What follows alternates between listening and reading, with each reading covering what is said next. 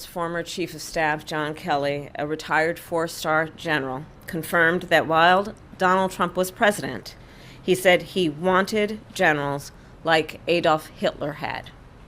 Donald Trump said that because he does not want a military that is loyal to the United States Constitution.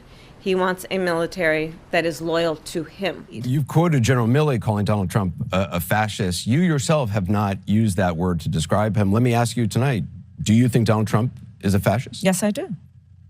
Yes, I do. The Democrats are desperate. If that doesn't show desperation, I don't know what does. That's desperate. Everybody's making this big deal about John Kelly because he was a general, four-star, as if he's above reproach.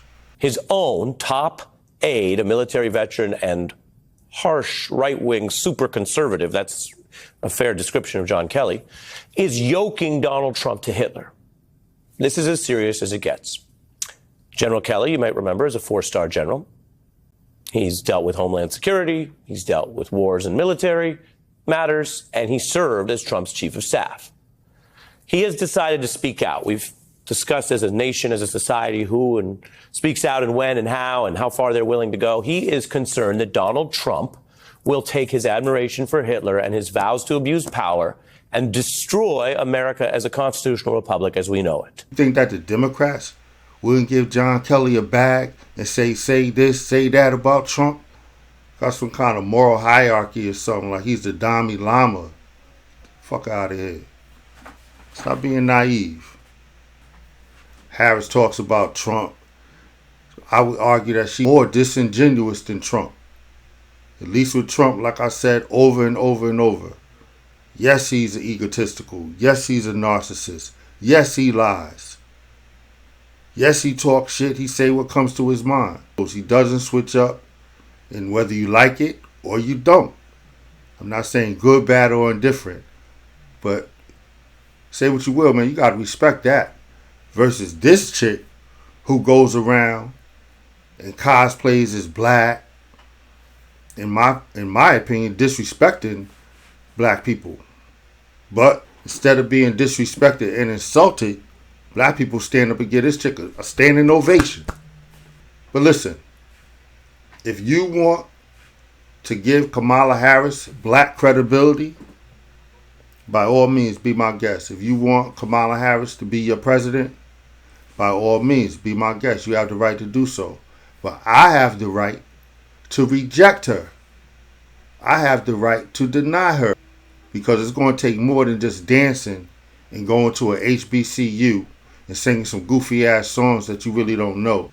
I think it's rather insulting, personally. I think it's offensive. And I don't see why more black people aren't outraged.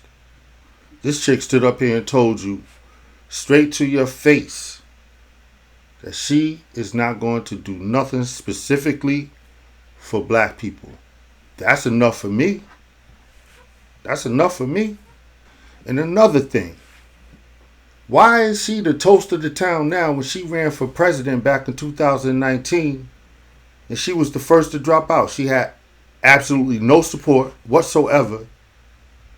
Now all of a sudden, fast forward, here we are, present day. She's the toast of the town? Make it make sense. You wasn't fucking with her back in 2019. All of a sudden now, we supposed to give her our support? And I don't fault you none at all if you want to vote for Kamala Harris. This is your right as an American citizen. But please don't send vitriol at me. She doesn't meet the criteria to get my vote. Barack Obama and Michelle Obama coming out wagging their finger at black America because we're not jumping on the Kamala Harris bandwagon. Can you really wrap your mind around that? First of all, the audacity of Barack Obama in the first place coming out trying to talk shit because we not jumping up and supporting her. He the reason why. You served 2 terms for 8 years, did absolutely nothing. And honestly, if she gets elected, this is going to be Obama 2.0. All over again. All over again. But even worse, Barack Obama did absolutely nothing for black people. And you got the nerve to come around us and wag your finger and browbeat us. And just speak some truths, if you don't mind. Yes. Because my understanding, based on reports I'm getting from campaigns and communities, is that we have not yet seen the same kinds of energy and turnout in all quarters of our neighborhoods and communities as we saw when I was running. Now, I also want to say that that seems to be more pronounced with the brothers. So if you don't mind, just for a second, I'm going to speak to y'all directly. 2 times I voted for that motherfucker. I thought that meant something for me. And check out the psych op on that shit. How deep is that? Barack Obama wasn't nothing but a white man in blackface. He has nothing in common with me. You know, his upbringing wasn't nothing like mine. But they paint this picture and twist it to make it seem as just because he's black, there's some kind of connection there. You know, outside of the inspiration that it gives, that you can do it too. Trust me, all that's by design, man. All that's been in play. He was groomed to do that. Yeah, he got the nerve to wag his finger, him and his wife, talking slick to black America, but specifically to black men. How dare you? How dare you? I got to ask myself, well, why on earth is this race even close? I lay awake at night wondering what in the world is going on. And it's clear to me that the question isn't whether Kamala is ready for this moment, because by every measure, she has demonstrated that she's ready. The real question is, as a country, are we ready for this moment? Now we got to be villainized and demonized because we just not jumping on the Democratic bandwagon like that. And it's about time that we woke up. You don't have to vote Democrat just because you're black. You know, this whole entitlement that because you're black, you just obligated to vote Democrat. That's some bullshit. Because I'm going to be honest, there's some policies that the Republicans have that I like. You know what I mean? I'm not a Republican. I'm not caping for the Republicans. I'm just saying there are some policies that I think can realistically help my life. And attacking illegal immigration is one. You know, getting this economy right is definitely at the top. And I want to see some action taken about gender identity, fluidity, or what they got going on in these schools, man. I'm really against that. I don't think children need to be learning that at such a young age. And I'm opposed to that. And these liberal policies are pushing this type of agenda. Some of the Republicans' policies I do agree with.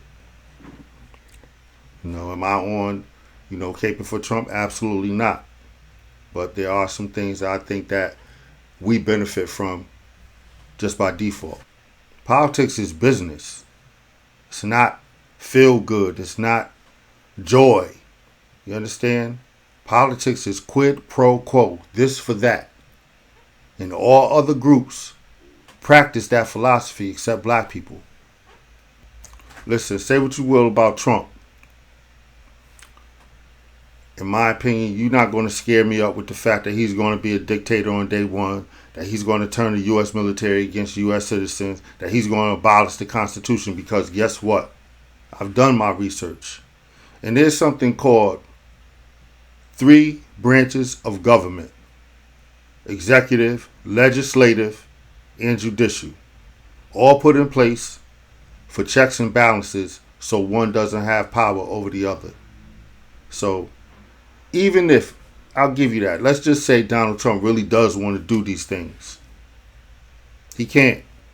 He might very well want to. I don't think so, but let's just say he does. He can't. Research it yourself.